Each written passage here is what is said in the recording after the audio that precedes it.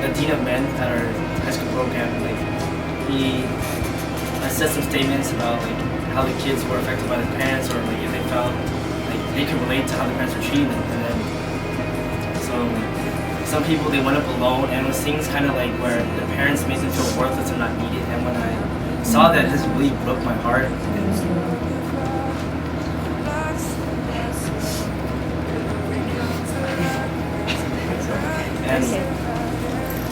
And looking at the individuals going up there, I just felt really bad for them, and there's just this, like, I felt something in my heart saying, you know what, Michael, you need to do something about it. And so we were going to OREC, and there's a group of friends that kind of went up there, and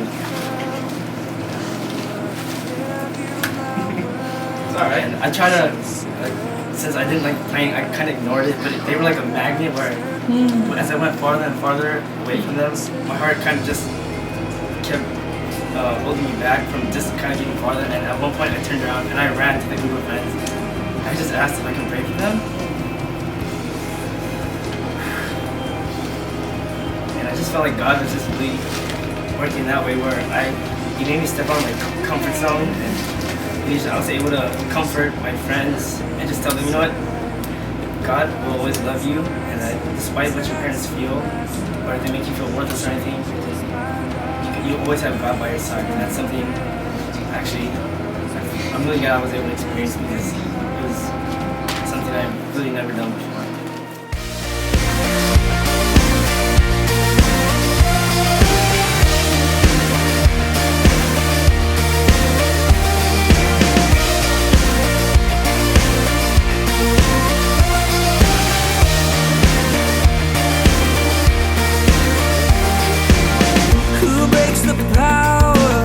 Of sin and darkness, whose love is mighty and so much stronger. The King of glory, the King above all kings. I learned about God because Joseph and his brothers had feelings. You don't have to be a missionary and travel around the world to be a missionary. You can be a missionary even when you're little, and you can do it here. This week we've been learning about caterpillars and butterflies, and we've also been learning about Saul turning into Paul. And about the butterflies and caterpillars, when you're a caterpillar, it's like you're always looking down and never up to God. And then you're changing in the chrysalis, and then you become a beautiful butterfly, and you're with God, and then you're beautiful with Him, and you can look up and fly to Him.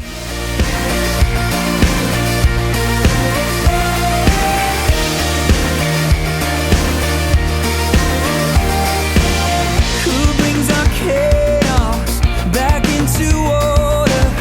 Who makes the orphan a son and daughter? The King of glory, the King of glory, who rules the nations with truth and justice, shines like the sun in all of its brilliance. The King of glory, the King above all kings. That impacted my life because I didn't know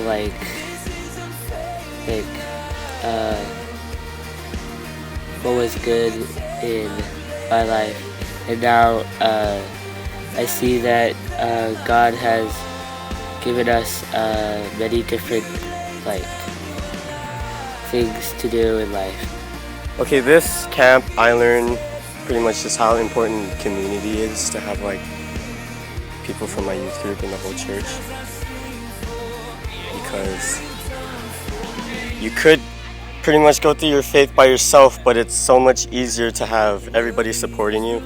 I think God is teaching me to be more, a little bit more patient, because I don't have much patience for people. And this week, there's a girl in my cabin. She's from Japan, and she's we have to explain everything to her, and then we've been kind of leaving her out and like making her like feel, I think, left out. I don't know. But like I've been making sure I've been including her, and then she made me like this bracelet, and it just like put a smile on my face because like knowing that I'm helping other people. One of Izzy's messages that impacted me the most was the one about how your faith is like a shield, and you have a big shield and then you have other smaller shields, and your shield can block what's in front of you but then leaves your sides open, so that you have to have friends and brothers and sisters so they can cover you. I realized that camp is like a day short, but it sort of gave me an idea that even though it's a day short, we should cherish every day like it's the last. And like camp has been really intense for me. I mean, for example, there's one day I was worshiping, and then I felt a pulse from center, and it radiated through my whole body, and I felt that it was the Holy Spirit speaking through me. And yeah, it felt really blessed.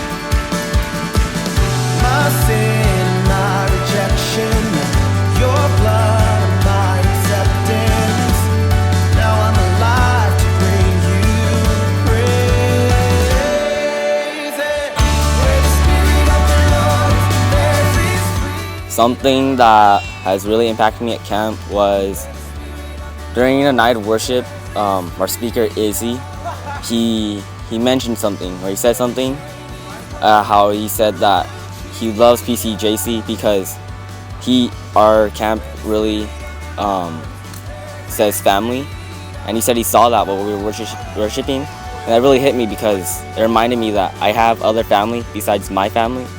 And I knew like my friends from Mission Valley here were here to I knew they were my family, but I forgot what I forgot was that my friends from my sister churches were also my family. I've never felt so accepted into a group of people, especially around my own age, and the way that God has worked in all of us, bringing us closer together with Pastor Brian, bringing us closer to each other, talking about school, talking about our parents, talking about our struggles, our addictions with emotion, and how we're also broken, and the process that God has us going through. It's the Spirit tweaking us and conditioning us, and it's never ending, and no matter what God puts us through, there will always be joy at the end.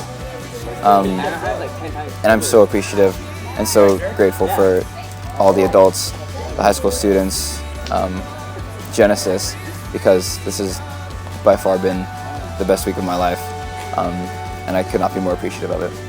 I've never felt the Holy Spirit so strong inside of me. Just feeling God's presence like that inside of me feels really well. It's really good. And just I get up there, lift my hands up in the air, and just worship God, and it feel really good, giving Him the praise He deserves. And also this week just taught me the brotherhood and sisterhood between fellow Christians, and it feels really great to have an extended family, so to speak. One day we were worshiping, and then Lauren Fukuzawa, the director of Women's, she told us to put our hands out and just ask God to like help us release something.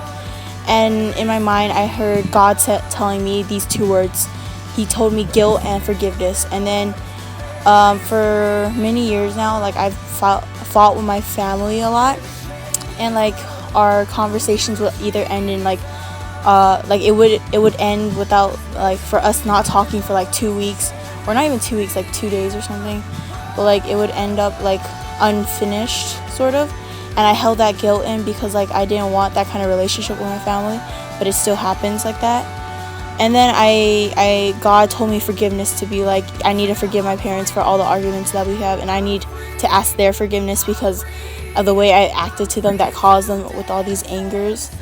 And I just thought, I was like, thank you. I just wanted to thank God that right there and there, because like he gave me these 2 words, and he's like, if you don't do this, you're just gonna have this burden on you for the rest of your life. In 8th grade, I kind of lost my personality, and I was always shy, and I wasn't really open like I used to be, and it's like Satan just took it all away. But then since just coming to this camp, just seeing how people just act towards each other and just show how loving they are, it just really changed me. It's like I usually was open, and just going to this camp, it made me open again.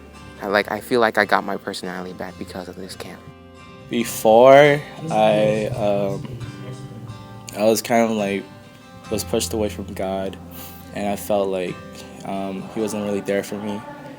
So like, before all of this, before camp, I was really depressed, and I didn't really want to go to camp, but I had a feeling that God really wanted me to come, and so I decided to come, and then I felt alive again.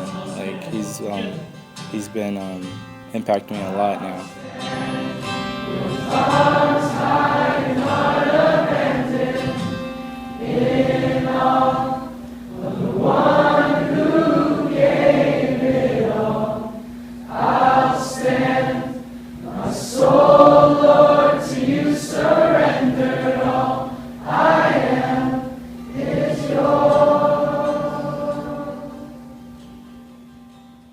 Pray.